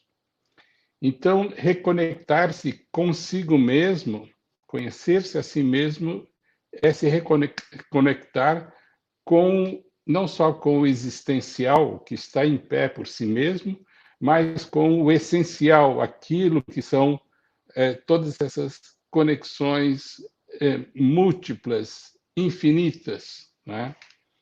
Que é o que Sócrates fala do divino, né? Isso implica sair desse mundo de ilusões, das sombras, e buscar a luz e se conectar com o próprio sol, própria fonte de luz. Eu acho que esse é o ato de amor, né, de conexão existencial mais profundo e que gera todas as possibilidades de uma conexão de diálogo, de reciprocidade, de construção junto com todos os outros. É impossível interagir e dialogar com o outro sem estar conectado com o próprio essencial. E as próprias essências, né, o próprio ser, é toda essa dimensão radical, né? Eu lembro também de Santo Agostinho, né, que procurava se conhecer Deus. Lembro da história que ele contou. A gente está querendo ver uma criança carregando um pouquinho de água para encher um buraquinho. O que você está querendo fazer? Perguntou para a criança. Eu estou querendo botar toda a água do mar dentro desse buraquinho. Aí ele caiu em si. Eu estou querendo colocar Deus dentro da minha compreensão.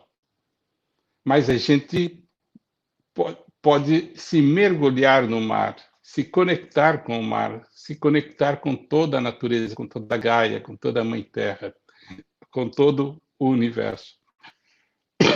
Então, esse movimento chave, me parece, é essa reconexão com o essencial. Esse é o ato mais revolucionário e mais radical que nós devemos estar construindo. E é exatamente isso que a educação promove, edutire, desenvolver-se de dentro para fora.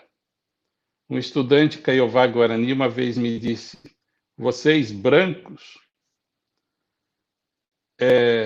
ensinam que a educação vem de fora para dentro, pelo ensino de conceitos, de teorias, de padrões, de reflexão e de comportamento. Isto só serve para nos anular a nossa subjetividade, subjugar e capturar a nossa criatividade. Para nós, os Kaiowá Guarani, assim como para a maioria dos povos indígenas, a educação é um processo que vem de dentro para fora. Exatamente o que a palavra latina quer dizer, edutire, conduzir de dentro para fora. E então, a educação é um processo criativo de constituição da própria autoridade, da própria subjetividade. Exatamente este ato que implode o individualismo, que é produzido pelo poder disciplinar, que enclausura, celulariza, divide, ordena, esquematiza a vida das pessoas num espaço circunscrito. Então, a tarefa do educador é criar contextos vivos que permitam, que estimulem o desenvolvimento de cada um, isto é, que cada um possa se reconectar consigo mesmo. Eu queria só ficar nessa ideia e concluir com o que eu aprendi recentemente sobre a concepção de algumas culturas africanas, como é que elas entendem a criança. A criança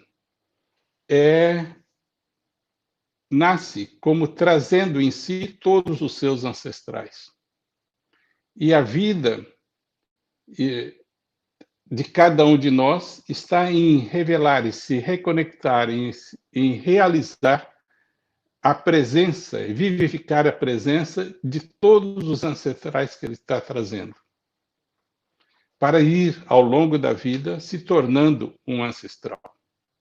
Portanto, todos os seres que nos antecedem, todos os seres que constituem esse grande cosmos, essa grande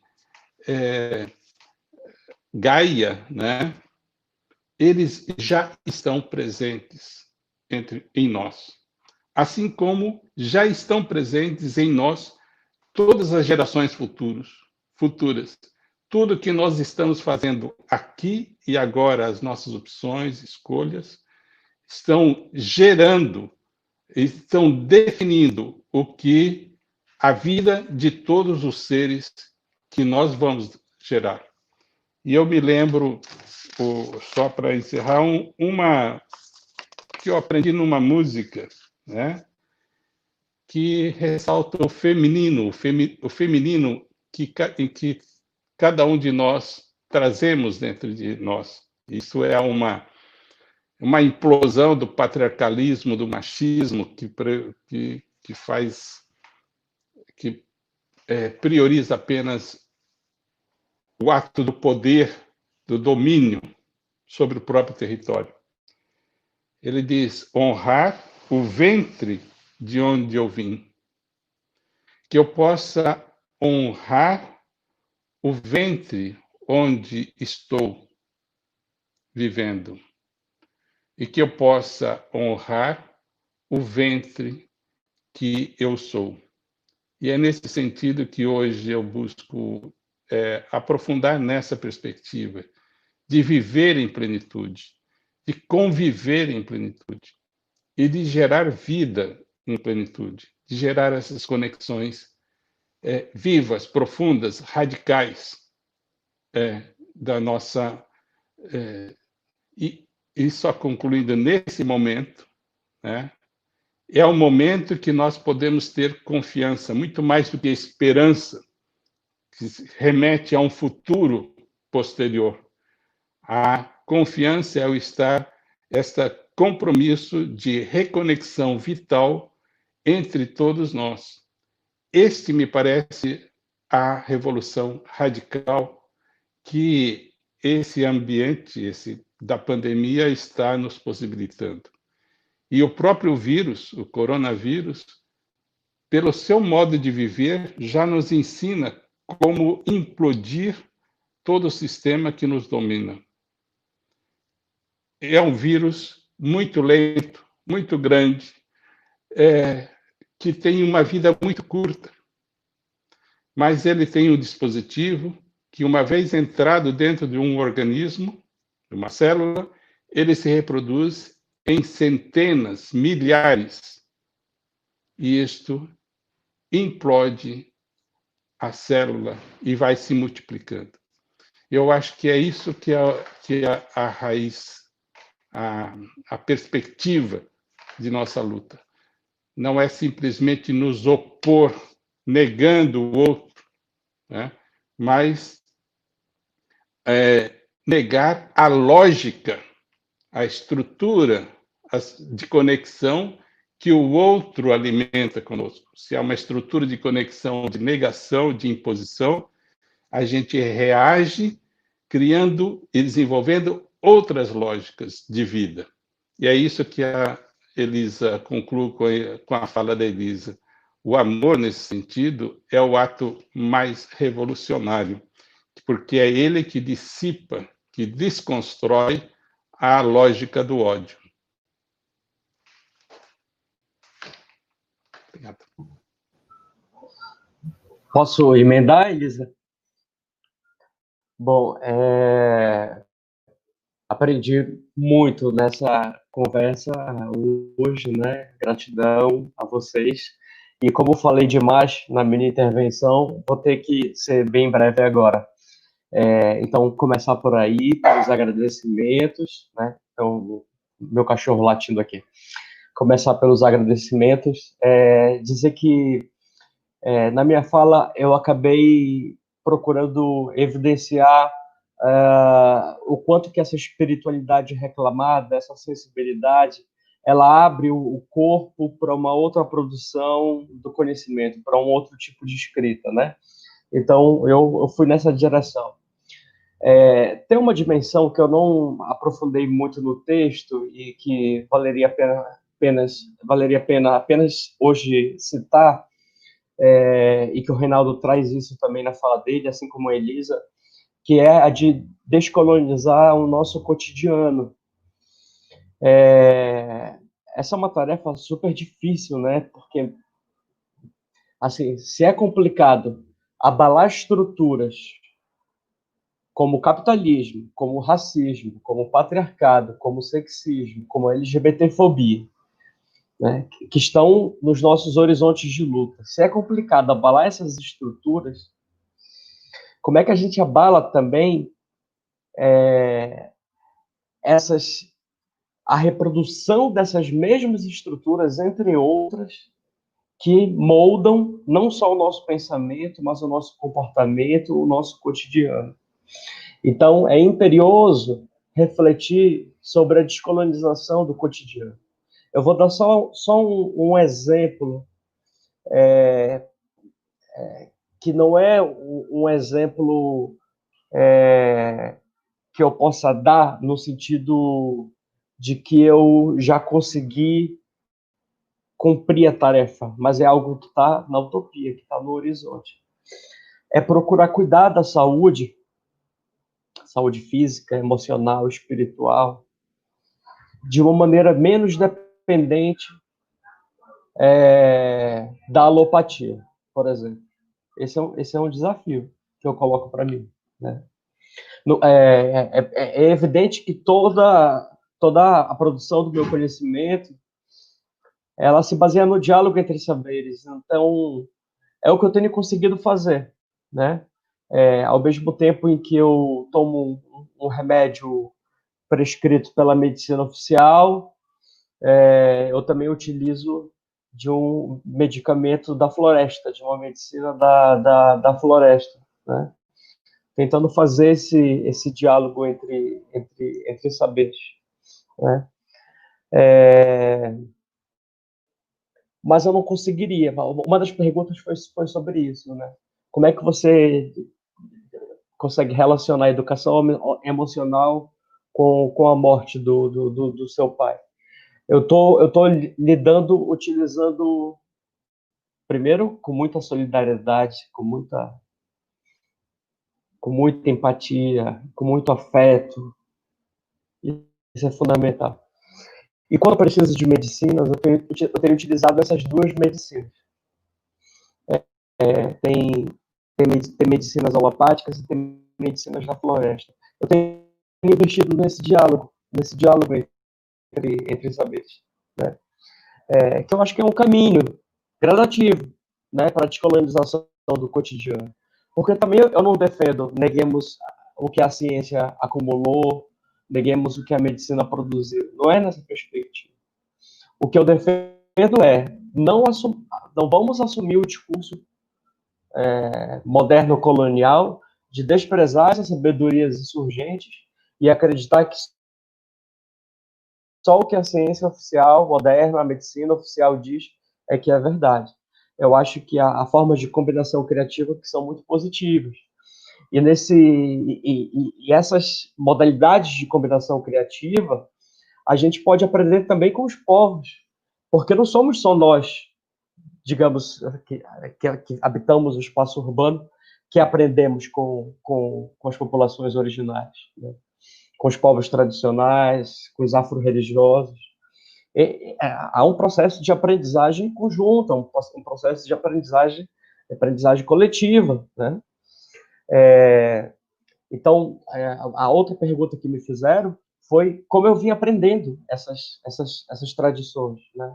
Tem a ver com a minha prática de pouco mais de 15 anos, sobretudo frequentando terreiros de tambor de mina, que é uma religião muito forte no Maranhão e aqui na Amazônia também. E mais recentemente em terreiros de pagelança cabocla. Há uma diferença entre pagelança cabocla e pagelança indígena, e em outro momento a gente discute. Então, acho que descolonizar o cotidiano é fundamental. O que passa não só pela medicina, mas passa pela alimentação. Que dificuldades eu tenho de descolonizar a minha alimentação, né? Inclusive, engordei horrores nessa quarentena. Descolonizar a alimentação é fundamental, né? Recentemente, eu e minha companheira estivemos no assentamento Martins de Abril, do MST, e trouxemos produtos da agroecologia de lá, né? Sem veneno. Eu acho que isso é um exemplo de descolonização da nossa alimentação. É parar de consumir veneno, é trazer produtos da floresta produzidos através de economia solidária, da agroecologia, sabe? Essa é uma outra maneira. Descolonizar as nossas relações, a Elisa falou sobre isso, né? É parar de ter relações tão competitivas com as pessoas e ter relações mais de solidariedade. Enfim, são muitas dimensões do nosso cotidiano que nós precisamos aprender a descolonizar. Para isso, precisa de uma coisa, de duas coisas, eu acho, assim, entre outras, mas que me ocorreram agora. Uma é humildade, eu acho que é fundamental, né?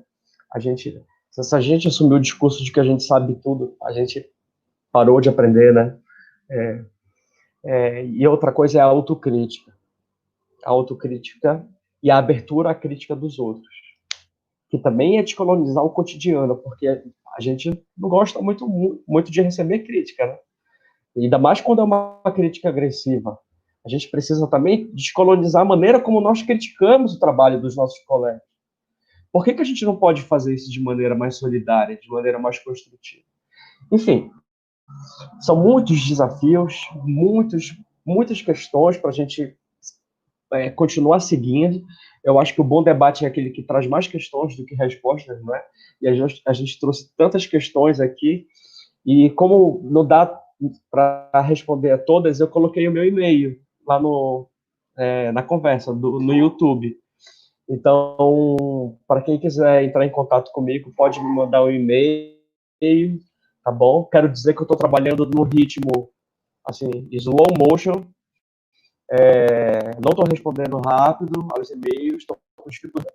Uma das coisas que eu não consegui fazer foi voltar à produção, eu consegui voltar à militância, mas ainda não consegui voltar à produção, né?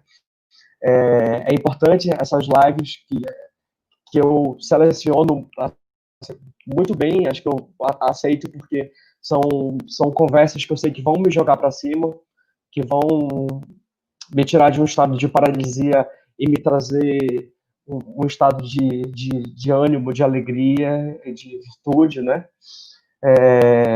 Então, consegui voltar para as lives, para algumas, mas ainda não consegui voltar para a produção, que está paralisado. Mas, assim que possível, eu vou respondendo gradativamente aos e-mails que chegarem, tá bom?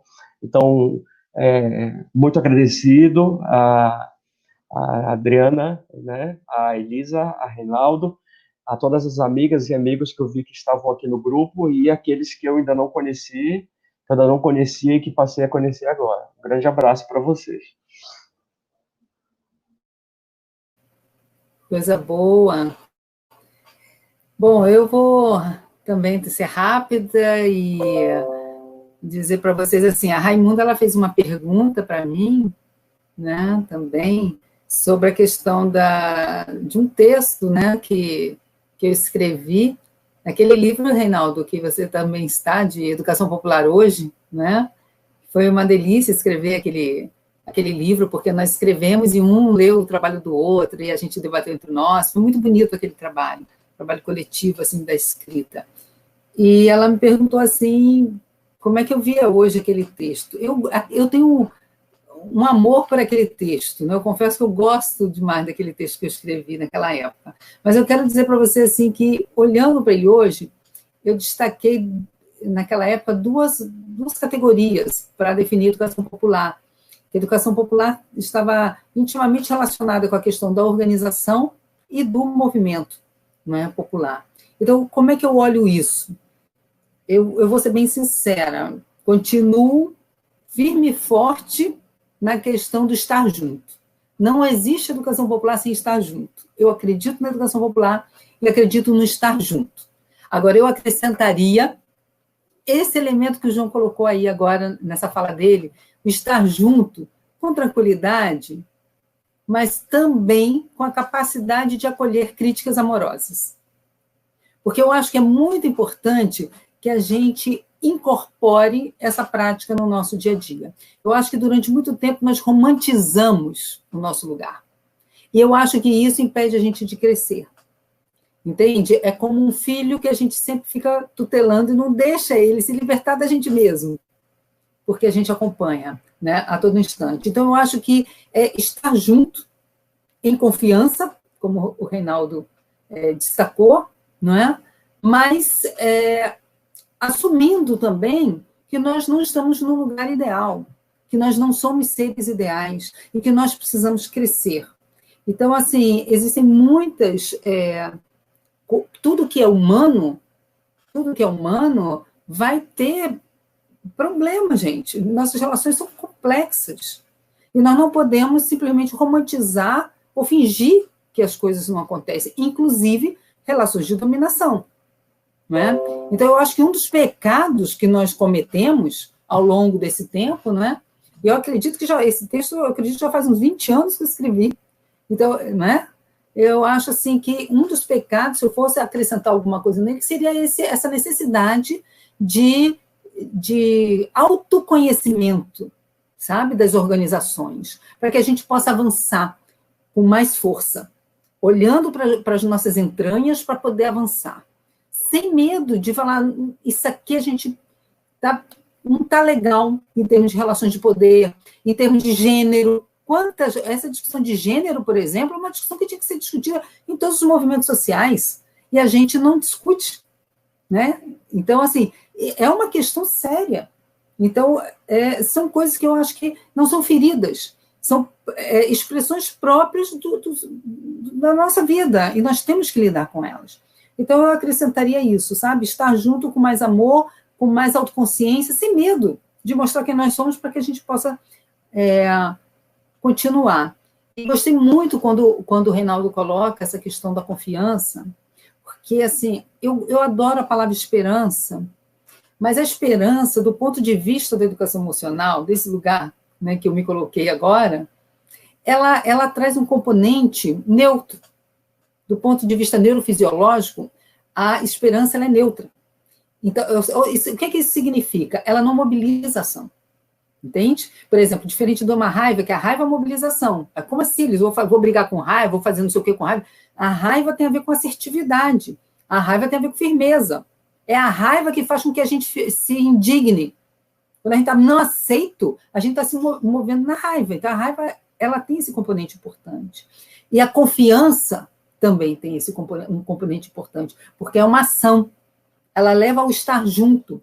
A confiança tem a ver com a empatia, ela tem a ver com o altruísmo, entende? Eu coloco assim que existem algumas emoções que falam do amor, né? Então, o altruísmo, a empatia são emoções do amor. A gratidão, honrando os nossos ancestrais, é uma emoção do amor. Então, eu acho que nós temos que trabalhar mais isso, a empatia, a gratidão e o altruísmo. Eu acho que na hora que a gente entra nisso, estando junto, nós podemos dar um salto de qualidade, né, nas organizações e nos movimentos sociais.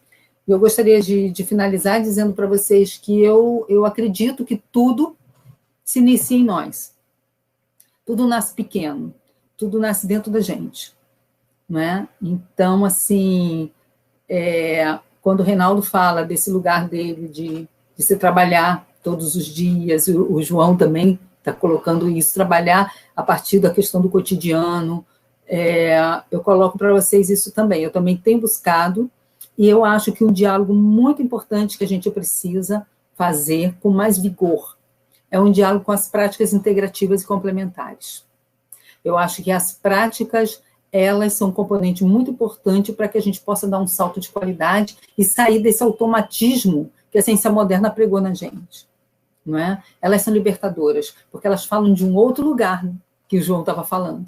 Né? Elas rompem com a colonialidade, né? Elas rompem com esse lugar do colonial. Então, é muito importante que a gente entre em contato com essas práticas para que a gente possa se libertar.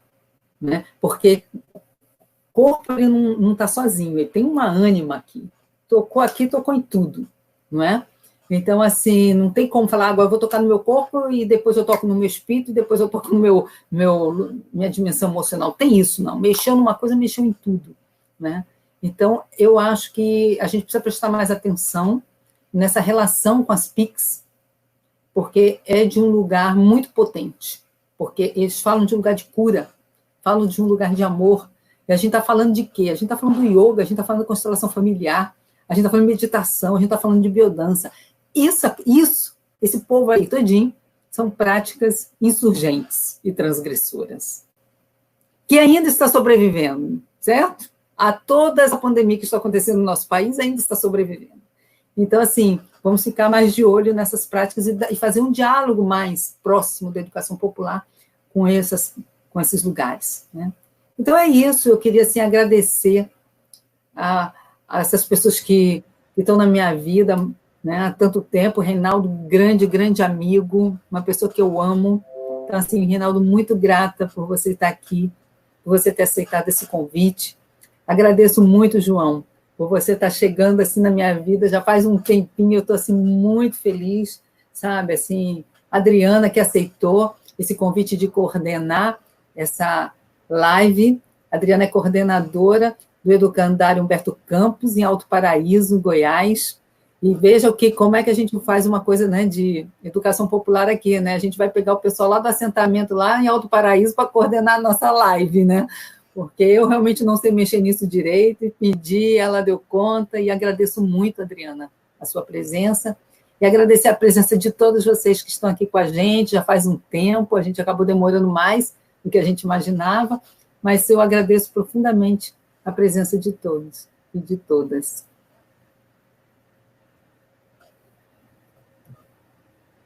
Nossa, gratidão a todo mundo. Não coordenei nada, pelo contrário, só fiquei aqui sentada no melhor lugar dessa live, só aprendendo. Então, agradecemos a todos, né? Aqui nos comentários apareceram muitos nos últimos comentários, né? Querendo manter esse contato. Então, os professores já deixaram aí o e-mail. A gente vai colocar esses contatos na descrição aqui dessa live também, para quem quiser ver depois. E é isso, gente. Quase 2 horas, estamos aqui firme, porque foi muita coisa bacana que aconteceu aqui, né? Que isso se repita. Gratidão a todos. Boa noite para todo mundo.